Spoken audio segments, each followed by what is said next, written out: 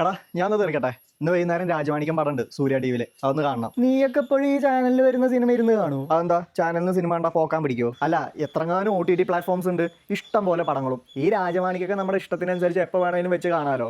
അതൊക്കെ കാണാം, പക്ഷേ ഈ കേബിൾ ടിവിയിൽ ഒഴിവ് ദിവസങ്ങളിൽ കാത്തിരുന്ന് കാണുന്നതിന്റെ സുഖം കിട്ടില്ലല്ലോ. എന്ത് സുഖം? ഇടയിൽ പരസ്യം വന്നാൽ ആ കാണുന്നതിന്റെ ഫ്ലോ അങ്ങ് പോകും. പരസ്യം വന്നാൽ എന്ത്, ചാനൽ മാറ്റണം, അത്രേ ഉള്ളൂ. എന്നിട്ട് പരസ്യം കഴിയുമ്പോൾ തിരിച്ചിടണം, സിമ്പിൾ. പോട്ടെ, പടപ്പം തുടങ്ങും. മണ്ടൻ, OTTയുടെ റേഞ്ച് അറിയില്ല. പടം കാണാൻ പോവായിരിക്കും അല്ലേ? അതെ, കണ്ടോളൂ. കാണുന്നതിന് മുന്നേ ഒരു 10 അൺസ്കിപ്പബിൾ ആഡ് അങ്ങ് കാണിക്കും, അതുകൂടെ കണ്ടിട്ട് കണ്ടാ മതി.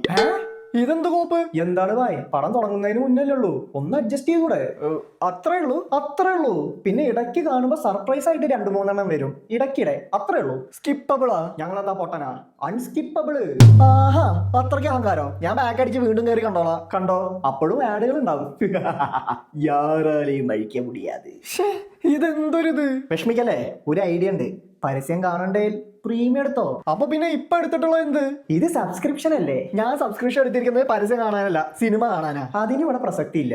വല്ലാത്ത ചതിയായി പോയി. TV ചാനലായിരുന്നേൽ പരസ്യം വരുമ്പോ അപ്പുറത്തേക്ക് മാറ്റി കഴിയാറാകുമ്പോ തിരിച്ചു വെച്ചാൽ മതിയായിരുന്നു. ഇതിപ്പോ അതിന് സമ്മതിക്കൂല. അതാണ് ഞങ്ങളുടെ ഗുണം.